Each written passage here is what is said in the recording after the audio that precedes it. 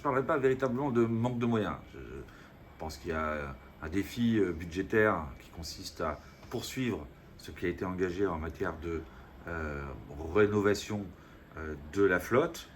J'ai navigué, moi, il y a 20 ans, sur un vieux canot tout temps, qui est toujours en service d'ailleurs, à la station de Guilly de la Mer. Nous étions hier avec un certain nombre, avec un collègue parlementaire à l'invitation de Didier Le Gac en Finistère. Il y a là aussi des bateaux qui ont été refités 2 fois et qui ont 30 ans. Mais depuis quelques années, depuis 2015, et notamment depuis 2017, la contribution de l'État vis-à-vis de la SNSM a été sensiblement augmentée. Elle a fait x3 pour se situer aux alentours de 10 millions d'euros sur un budget total de 60 millions d'euros. Donc, l'effort de l'État aux côtés de la SNSM n'a pas démenti, au contraire, il a été conforté ces dernières années.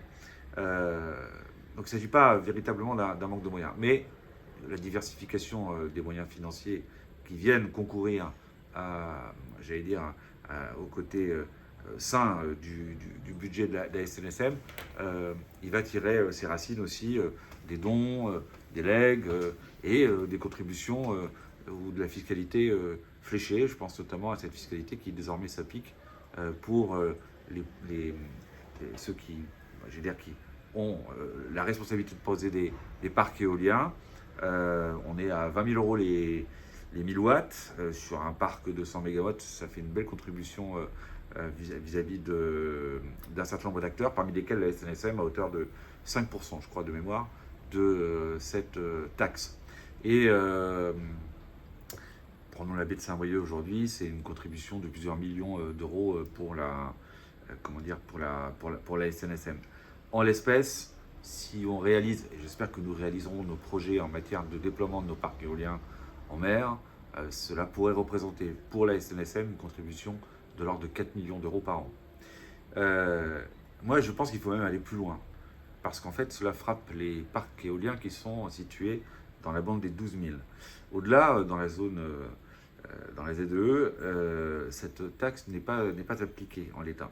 J'avais porté un amendement les dernières au projet de loi de finances pour que cette taxe soit appliquée, ainsi que cette ventilation.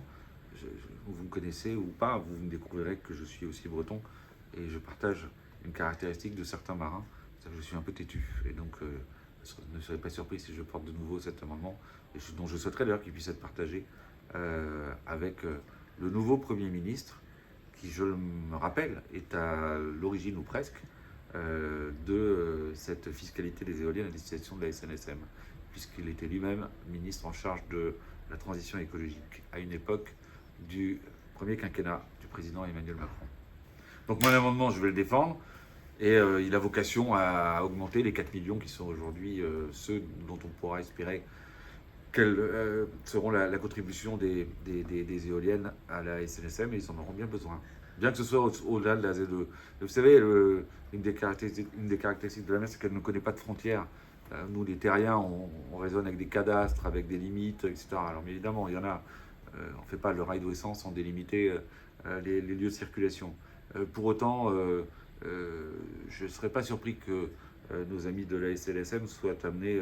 Et d'ailleurs, ils ne se demandent pas si c'est dans la bande des 12 000 ou pas des 12 000, s'il faut aller chercher quelqu'un.